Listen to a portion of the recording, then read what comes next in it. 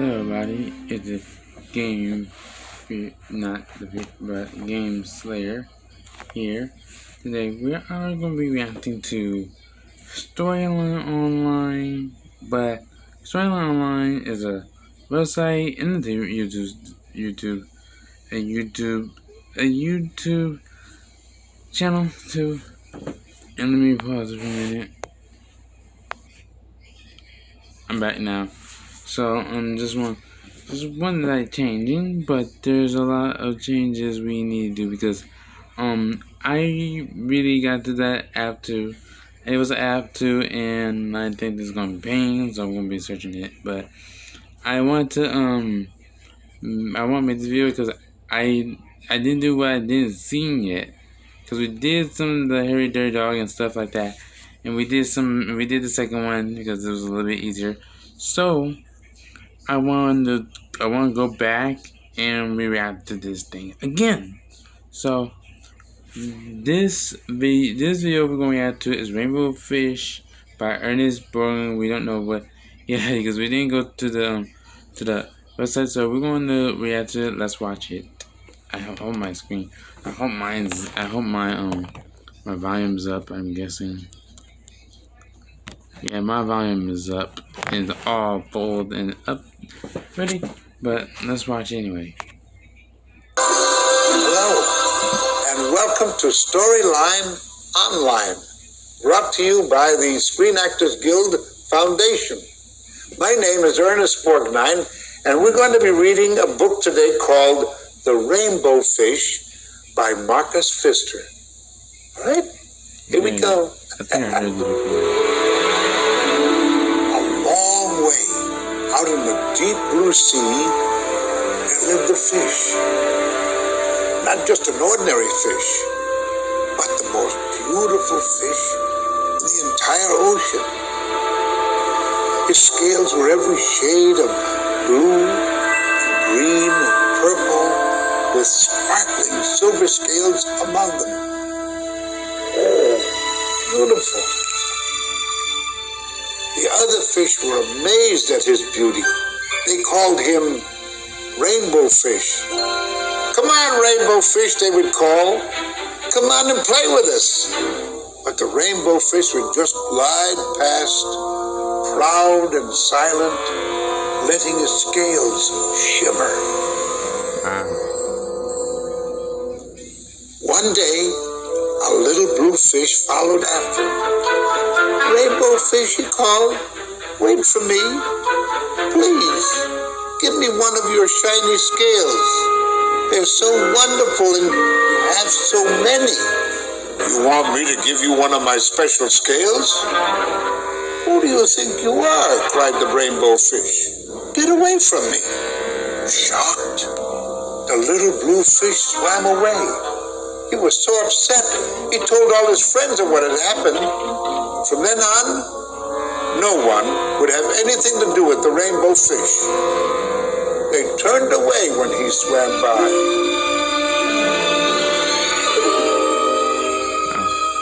What good were the dazzling, shimmering scales with no one to admire them? Now he was the loneliest fish in the entire ocean. One day he poured out his troubles to the starfish. I really am beautiful. Why doesn't anybody like me? I can't answer that for you, said the starfish, but if you go beyond the coral reef to a deep cave, you will find the wise octopus. Maybe she can help you. The Rainbow Fish found the cave. It was very dark inside, and he couldn't see anything. And then suddenly, two eyes caught him in their glare, and the octopus emerged from the darkness. I have been waiting for you, said the octopus, with a deep voice. The waves have told me your story. This is my advice. give a glittering scale to each of the other fish. You will no longer be the most beautiful fish in the sea, but you will discover how to be happy. I can't, the rainbow fish started to say, but the octopus had already disappeared into a dark cloud of ink. Give away my scales, my beautiful shining scales? Never. How could I ever be happy without them? Suddenly, he felt the light touch of a fin. The little blue fish was back. Rainbow fish, please don't be angry. I just want one little scale. The rainbow fish wavered. Only one very, very small, shimmery scale, he thought. Well, maybe I wouldn't miss just one. Carefully, the rainbow fish pulled out the smallest scale and gave it to the little fish. Oh, thank you. Thank you very much, the little blue fish bubbled playfully as he tucked the shiny scale in among his blue ones. A rather peculiar feeling came over the rainbow fish. For a long time, he watched the little blue fish swim back and forth with his new scale glittering in the water. The little blue fish whizzed through the ocean with his scale flashing, so it didn't take long before the rainbow fish was surrounded by the other fish. Everyone wanted a glittering scale. The rainbow fish shared his scales left and right, and the more he gave away, the more delighted he became. When the water around him filled with glimmering scales, he at last felt at home among the other fish. Finally, the rainbow fish had only one shining scale left. His most prized possessions had been given away. Yet, he was very happy. Come on, rainbow fish, they called. Come and play with us. Here I come, said the rainbow fish, and happy as a splash, he swam off to join his friends.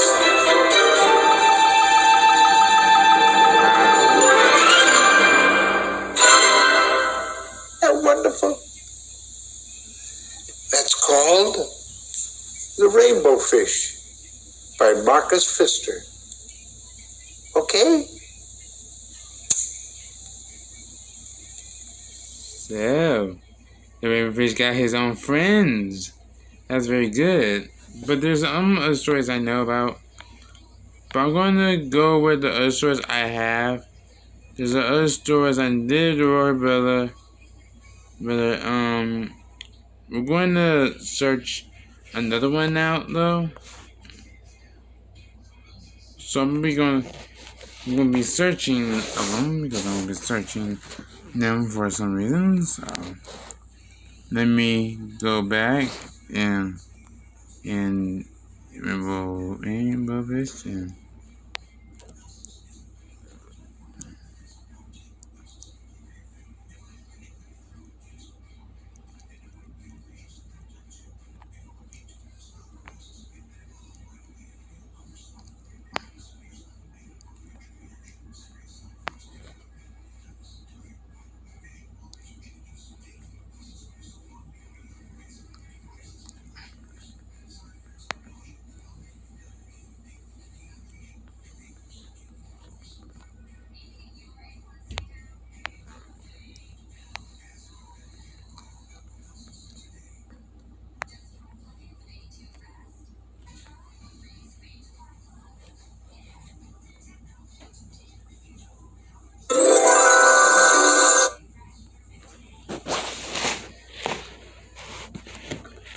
okay, so this one is Everybody's Mahina.h. I know this book before. I never read this book before, so let's watch it. Hello, I'm Hector Elizondo. You're watching Storyline Online, brought to you by the Screen Actors Guild Foundation and Book Pals. Today I'll be reading something special. A very special story and a favorite of my granddaughter. When she was smaller, of course. Somebody Loves You, Mr. Hatch, is the story today. And it's written by Eileen Spinelli, illustrated by Paul Yellowitz. I think, but Somebody Loves Mr. Hatch is a bit different. Get ready. I just got it. This is a gooder. Mr. Hatch was tall and thin, and he did not smile. Every morning at 6:30 sharp, he would leave his brick house and walk 8 blocks to the shoelace factory where he worked. At lunchtime, he would sit alone in a corner, eat his cheese and mustard sandwich, and drink a cup of coffee. Sometimes he brought a prune for dessert. After work, he would make 2 stops. At the newsstand to get the paper, and at the grocery store to buy a fresh turkey wing for his supper. After supper, he read the paper, took a shower, and went to bed early. He keeps to himself. That is what everyone said about Mr. Hatch. Well, one Saturday, when Mr. Hatch stepped onto the porch with his dustpan and broom, he got a surprise. A package wrapped in brown paper. He had never spoken to the postman before. "Thank you, Mr. Goober," he said. Mr. Goober smiled. "You're welcome. I always enjoy delivering packages." Mr. Hatch tore the brown paper off. Inside was a white box, which he opened to find another box. This one was heart-shaped, all satiny red with pink bow on top. It was filled with candy. Something fluttered to the porch floor. It was a little white card. He picked it up and it said, "Somebody Loves You." Only then did he remember that this was Valentine's Day. Oh, Mr. Hatch wondered now who would send this to me. He was all alone. He had no friends. And yet someone had sent him a Valentine. Who? Yeah, who? He put the box on the coffee table and tried to do some dusting. But every time he left the room, he had to keep peeking to see if the box was still there. He dusted, and the dust cloth seemed to whisper, "Somebody loves you. Somebody loves you." At last he flung the dust cloth away and exclaimed, "I've got a secret admirer." And then he did something he had never done before. He laughed. He laughed and danced and clapped his hands. And then he took a piece of candy from the box and ate it.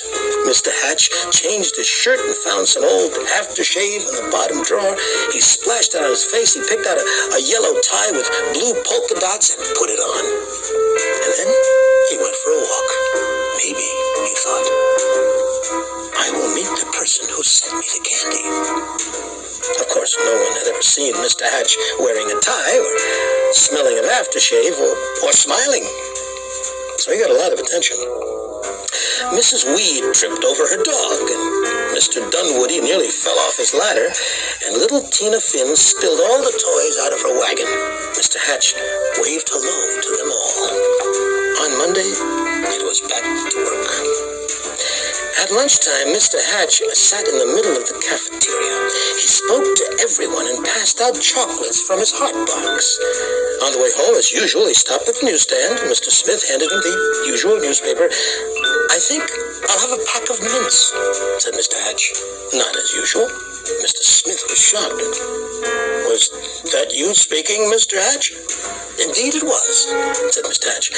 "I said I would also like a pack of mints. And if you don't mind my saying so, Mr. Smith, you don't look very well today." Mr. Smith recovered from his shock to reply, "You're right. I don't feel very well. I have a cold, and I was supposed to go to the doctor's this afternoon, but the stand has been so busy I haven't had the time." Mr. Hatch smiled. "Why, I'd be happy to watch this stand for you while you go." Mr. Smith could hardly believe his ears. "You would? Certainly, just show me what to do. And so Mr. Hatch ran the newsstand for an hour. He wondered if any of the women who stopped to buy a paper or a magazine or a candy bar had sent him the mysterious Valentine. So when Mr. Smith returned, Mr. Hatch made his usual stop at the grocery store. "I'm a little tired of turkey wings," he told Mr. Todd. "I think I'll have a nice, fresh slice of ham." Mr. Todd weighed the meat and wrapped it. "You look worried," said Mr. Hatch. "I am," said Mr. Todd. "My little girl is late and she hasn't come home from school yet, and I can't leave the store to look for her until my wife arrives. And goodness, why didn't you say so?" said Mr. Hatch. "I will go look for her." And so he walked to school and found little Melanie Todd by the swings and brought her home. Thank you, said the grocer. "Anytime," said Mr. Hatch. After supper, Mr. Hatch did not bother to read the paper. No, he decided to bake brownies instead. It would be nice to have brownies to share the next day with the people at the shoelace factory. And as he baked, the warm chocolate smell of brownies floated through the neighborhood, and children gathered round Mr. Hatch's house, sniffing the air. "I suppose the factory can wait," said Mr. Hatch as he looked out the window, and he brought out 2 platefuls. "Now, what are brownies without lemonade?" he said, and he stirred up a nice cold pitcher. When the parents came to gather their children, they had some brownies too. Wow. It turned out to be a picnic in Mr. Hatch's backyard. He dusted off an old harmonica and played songs he remembered from his boyhood. Everyone danced. And so the days and weeks went by. When Mr. Hatch wasn't smiling, he was laughing. And when he wasn't laughing, he was helping someone. And when he wasn't helping someone, he was having a party in his yard or on his porch. He seemed to have forgotten about finding the person who sent him the Valentine. Then, one afternoon, Mr. Goober, the postman, came to his door. His face was very serious. "Come in, Mr. Goober," said Mr. Hatch. "You look upset." "I am upset. I made a mistake some time ago. My supervisor is very angry with me. Yes, Mr. Goober, what is it? Do you recall the package I delivered to you on Valentine's Day, I think it was?" "Yes, I believe so," replied Mr. Hatch, beginning to feel a little uneasy. "I don't suppose you still have it, said Mr. Goober sadly. "As a matter of fact," said Mr. Hatch, I still have the box. The candy is gone, though." "Why do you ask?" The postman took a deep breath.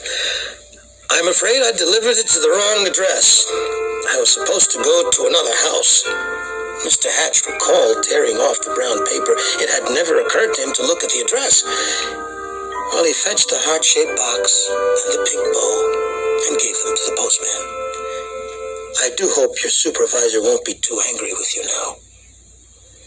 The postman was heading down the sidewalk when Mr. Hatch called from his porch. "Mr. Goober, I forgot something." He gave the postman the little white card. "Somebody loves you," it said.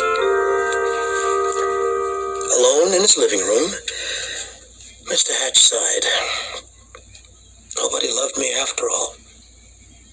Then he read the paper, took a shower, and went to bed early. The next morning at 6:30 sharp, Mr. Hatch left his brick house and walked 8 blocks to the shoelace factory. At lunchtime, he sat in the corner by himself, ate his cheese and mustard sandwich, and drank a cup of coffee. After work, he stopped at the newsstand for his paper, but he did not speak to Mr. Smith. No. And when he ordered his turkey wing from Mr. Todd, he did not smile. Nor did he pat little Melanie Todd on the head, or bake brownies, or have picnics or parties, or play his old harmonica anymore. Everyone whispered, "What is wrong with Mr. Hatch?" Mr. Goober, the postman, told him, "We love Mr. Hatch," insisted Mr. and Mrs. Dunwoody. He gave us flowers for our garden. He helped to mend our back fence.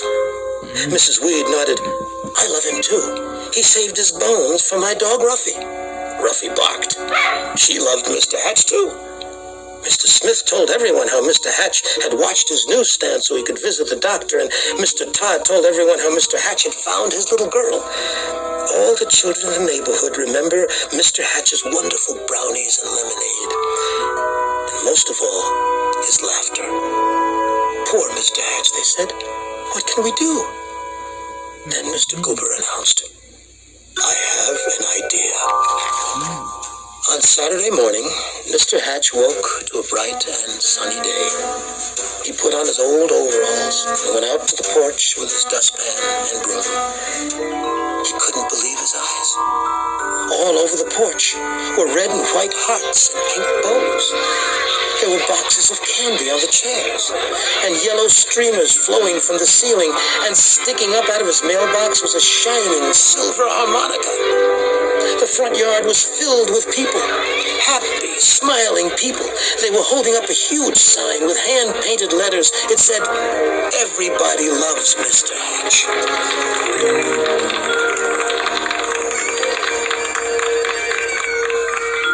Mr. Hatch dabbed at a tear with his handkerchief. I do believe, he sniffed. Somebody loves me after all. And then he smiled.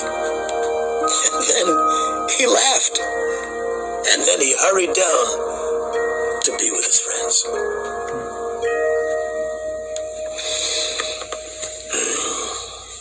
Well, if you don't like that, you don't like the dark chocolate with little nuts in it, you know what I mean? Yeah, I said they got a special message for that. They want. I didn't talk about the sending message they have, and they got a message for it.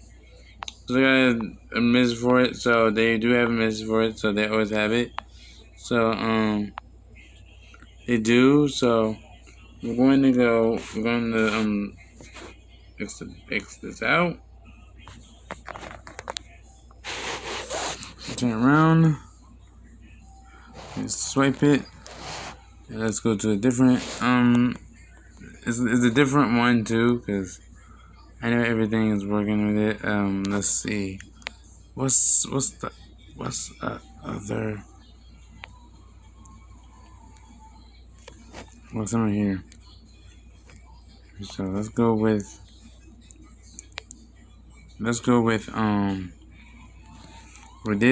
I found my dog, so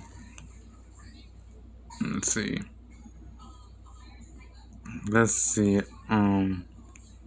It's another one. I think I know one.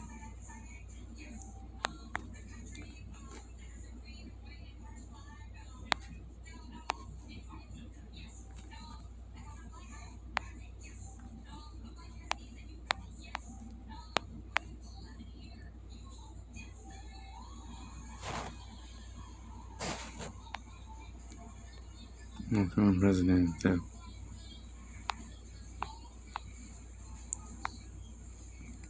Not showing me.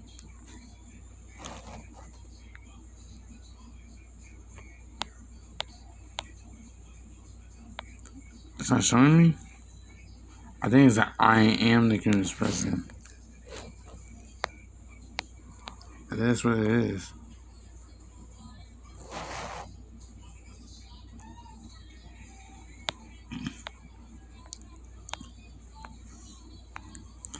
I think it's gone. I don't think I see it.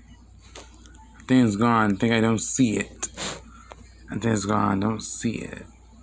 I think I don't see it. So, we're going to do Stellaluna, I'm guessing. Stellaluna, yeah.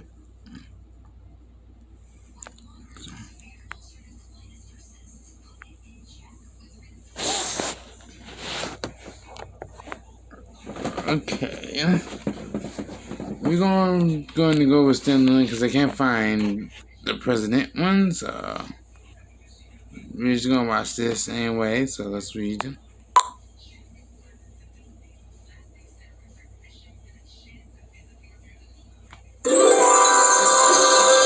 Hello, my name is Pamela Reed, and welcome to Storyline Online, brought to you by the Screen Actors Guild Foundation. Today we're going to read the book Stellaluna by Janelle Cannon. Okay, I gotta do this one. In a warm and sultry forest far, far away, there once lived a mother fruit bat and her new baby. Oh, how Mother Bat loved her soft, tiny baby. I'll name you Stellaluna, she crooned. Each night, Mother Bat would carry Stellaluna clutched to her breast as she flew out to search for food. One night, as Mother Bat followed the heavy scent of ripe fruit, an owl spied her. On silent wings, the powerful bird swooped down upon the bats.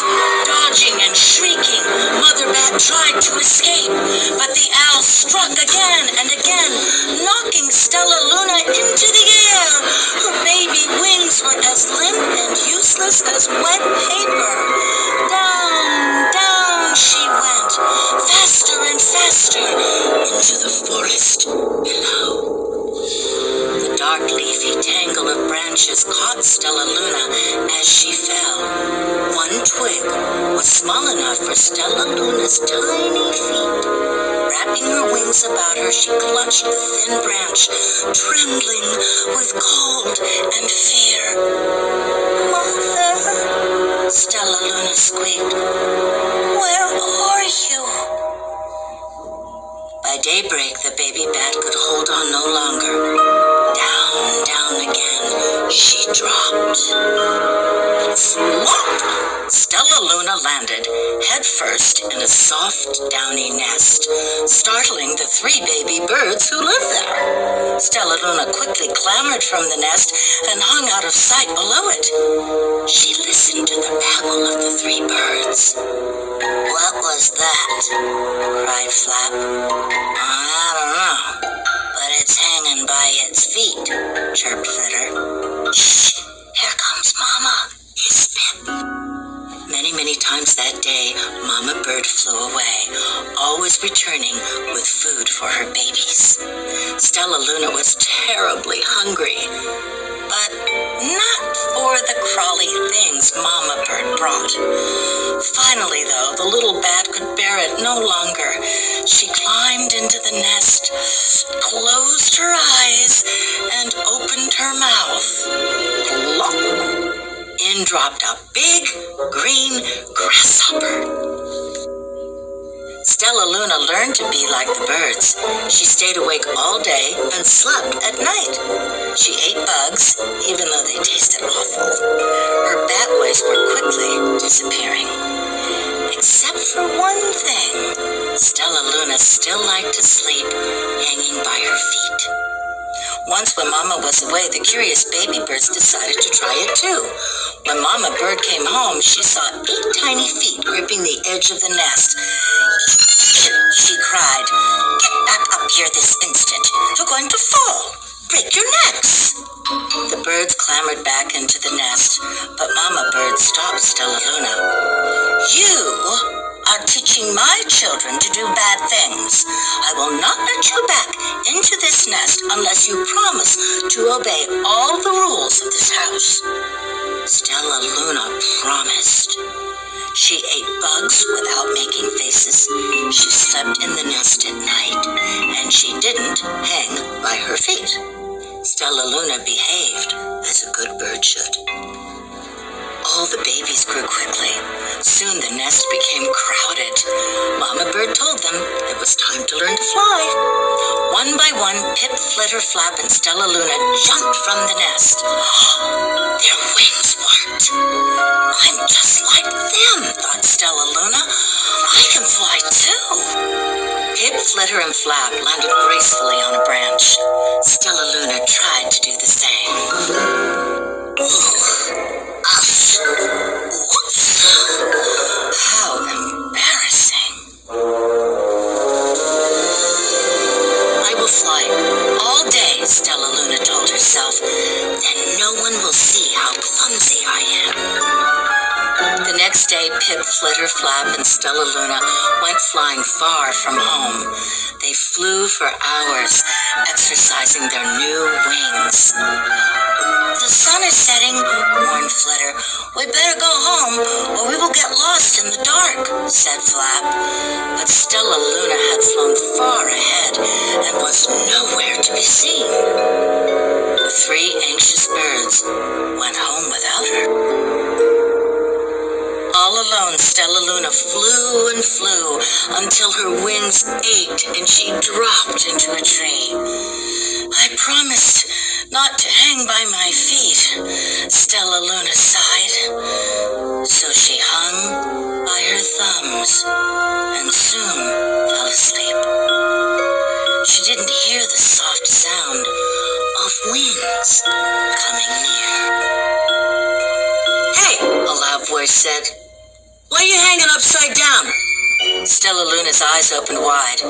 She saw a most peculiar face. I'm not upside down. You are, Stellaluna said. Ah, but you're a bat. Bats hang by their feet. You're hanging by your thumbs. So that makes you upside down, the creature said. I am a bat. I am hanging by my feet. That makes me right side up. Stellaluna was confused. Mama Bird told me I was upside down. She said I was wrong. Wrong for a bird, maybe, but not for a bat. More bats gathered around to see the strange young bat who behaved like a bird. Stellaluna told them her story. You ate bugs? Stuttered one. You slept at night? Gasped another. Very strange, they all murmured. Wait, let me look at this child. A bat pushed through the crowd. An owl attacked you? She asked. Sniffing Stellaluna's fur, she whispered. You are Stellaluna. You are my baby. You escaped the owl? Cried Stellaluna. You survived? Yes, said Mother Bat as she wrapped her wings around Stellaluna. Come with me, and I'll show you where to find the most delicious fruit. You'll never have to eat another bug as long as you live. But it's nighttime, Stellaluna squeaked. We can't fly in the dark, or we'll crash into trees. We're bats, said Mother Bat. We can see in darkness. Come with us. Stellaluna was afraid, but she let go of the tree and dropped into the deep blue sky. Stellaluna could see. She felt as though rays of light shone from her eyes. She was able to see everything in her path. Soon the bats found a mango tree, and Stellaluna ate as much of the fruit as she could hold. I'll never eat another bug as long as I live, cheered Stellaluna as she stuffed herself full. I must tell Pip, Flitter, and Flap. The next day, Stellaluna went to visit the birds. Come with me and meet my bat family, said Stellaluna. Okay, let's go, agreed Pip. They hang by their feet and they fly at night, and they eat the best food in the world, Stellaluna explained to the birds on the way. As the birds flew among the bats, Flap said, I feel upside down here. So the birds hung by their feet. Wait until dark, Stellaluna said excitedly. We will fly at night. When night came, Stellaluna flew away. Pip, Flitter, and Flap leapt from the tree to follow her. I can't see a thing, yelled Pip. Neither can I, howled Flitter. Aye! Shrieked Flap. They're going to crash, gasped Stellaluna. I must rescue them. Stellaluna swooped about, grabbing her friends in the air. She lifted them to a tree, and the birds grasped a branch. Stellaluna hung from the limb above them. "We're safe," said Stellaluna. Then she sighed. "I wish you could see in the dark, too." "We wish you could land on your feet," Flitter replied. Pip and Flap nodded. They perched in silence for a long time. "How can we be so different and feel so much alike?" mused Flitter. "And how can we feel so different and be so much alike?" wondered Pip. "I think this is quite a mystery," Flap chirped. "I agree," said Stellaluna. "But we're friends, and that's a fact." I really like this book, and I hope you do too. And I hope you enjoy all the things that you have with your friends that are the same, and especially all the things that are different. Happy reading. I'm reading. Wow, I just don't know what I have now.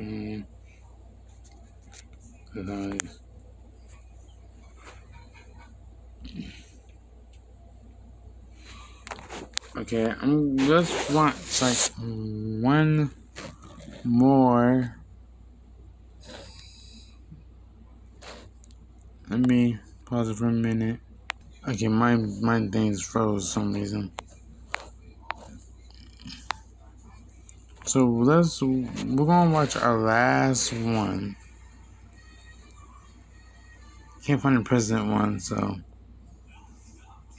let's do private.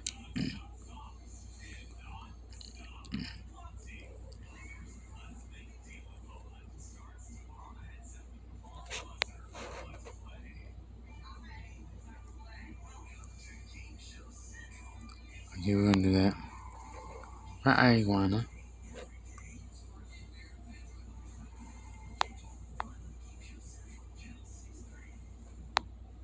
Last time I want.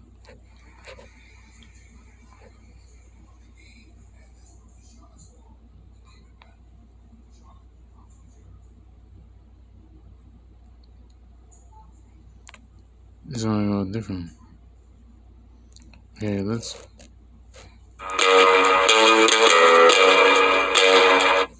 Let me pause it for a minute. I'm back.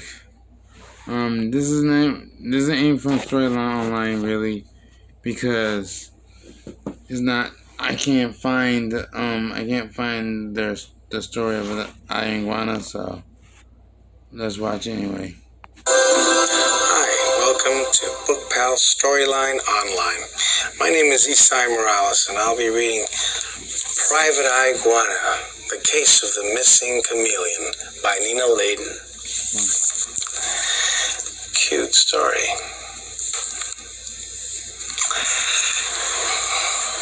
I was sitting at my desk when I got the call. "Private Iguana here," I said. "Yes, I can find missing lizards." "A chameleon? Well, okay. Why don't you come over to my office and bring a photo?"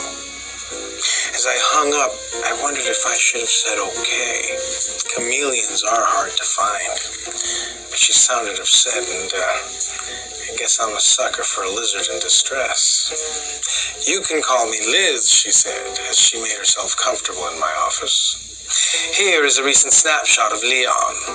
He didn't come home for dinner last week. I had made his favorite cricket stew. I haven't seen him since. He was acting a little strange, changing colors every minute. He's always been the stay-at-home type, and, well, frankly, boring. I'm afraid he could be in trouble." I puffed myself up and said, "Don't you worry, Liz. If I can't find Leon, no one can. By the way," I asked, "what color was he when you last saw him?" Quickly, I made a pile of posters of Leon, the missing chameleon. Not knowing what color he was, I figured I'd color each poster differently. Too bad Leon didn't have a scar or a tattoo. Then I set out to hang them up wherever I could. I stopped first to check in with Officer Croker, the bullfrog chief of police. Officer Croker, who had a habit of jumping to conclusions, said, "A missing chameleon? Well, that's a waste of time. Probably pretending to be a rock." I said, "Thanks for your help, officer. Maybe I'll go talk to some boulders." So I hit the dirt to see what I could dig up. I plastered the forest with posters. I went over fields, under rocks, and up trees. I talked to turtles, lizards, snakes, frogs, toads, and a couple of skinks. It was getting dark. My feet were tired, my tongue was tied, and I had no clues, no tails, no trails, no Leon.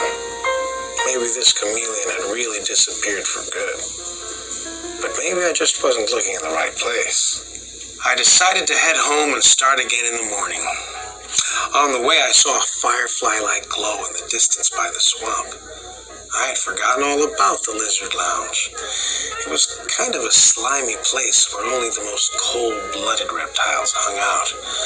My head was telling me not to go there, but my stomach said, boy, I sure could go for some of those greasy fried grasshoppers and a tall, cold drink. So I put my stomach in charge and followed it. The lizard lounge was buzzing with activity. I scoped out the place, making sure not to ruffle any feathers or step on any tails. I made my way to the back and sat at a table where I could keep an eye on things. The menu was my first order of business. I noticed that the special this week was cricket stew. It's probably just a coincidence, I thought to myself. A sweet salamander sashayed over to my table. "I'm Sally, your waitress," she said.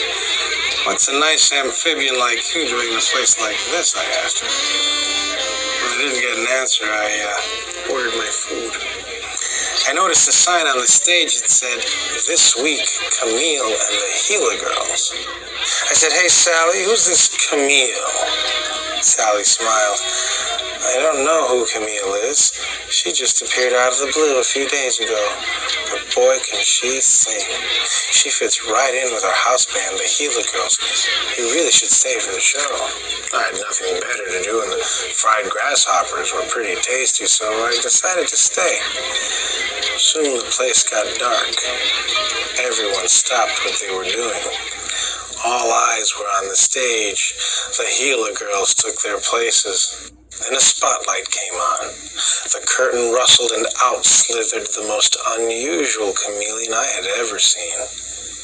Something about her was familiar. It was like I'd seen her face somewhere before. I tried to remember, but then she started to sing, and my mind went blank. I was hypnotized. When the show was over, Camille bowed and disappeared behind the curtain. I clapped and whistled as loud as I could. There was no doubt I had just seen a star. I had to get an autograph. Maybe it was instinct. Maybe I was crazy, but here I was, sneaking around backstage at the Lizard Lounge, looking for her dressing room door. I was so nervous I was shaking.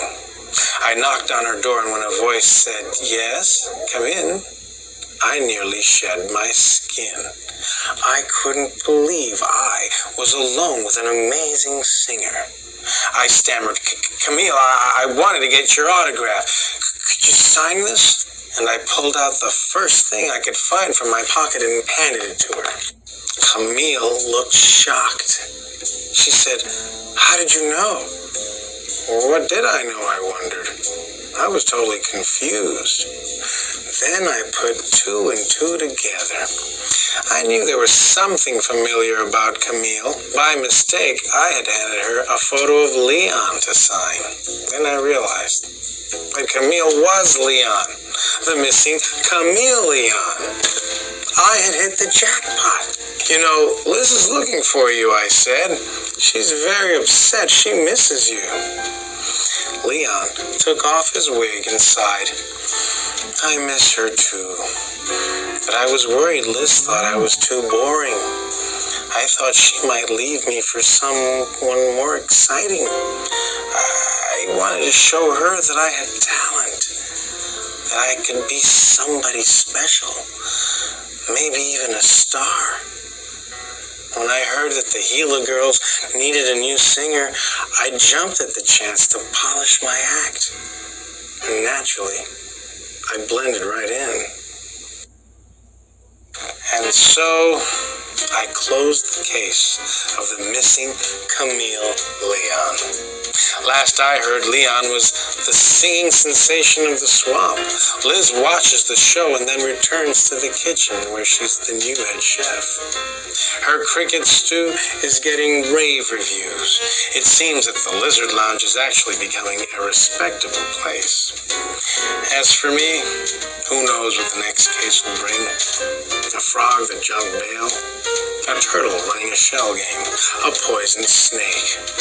Just remember, if you've got a problem, give me a call. The name is Private Iguana. The I stands for I'll be waiting. Wow. Wow. I'll be waiting. Yes, that was good. So I love Storyline Online so much.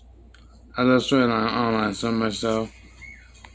I love Storyline Online so much, but I love Storyline Online. That's my best one ever. Because Storyline Online is my favorite one because I love Storyline Online because Storyline Online was like the only things I used to. I love Storyline Online because Storyline Online wasn't a good idea because Storyline Online was like the best video content so much in it. But I got nothing else to say about it. If you want me to do in this video, if you want me to go back if you want me to come back to the app, not the app though, but if you want me to go to the website or you want me to go back on YouTube on that, subscribe, like the video, and I'll see you in this video. Join the Keyblade Squad. Love ya. Bye bye.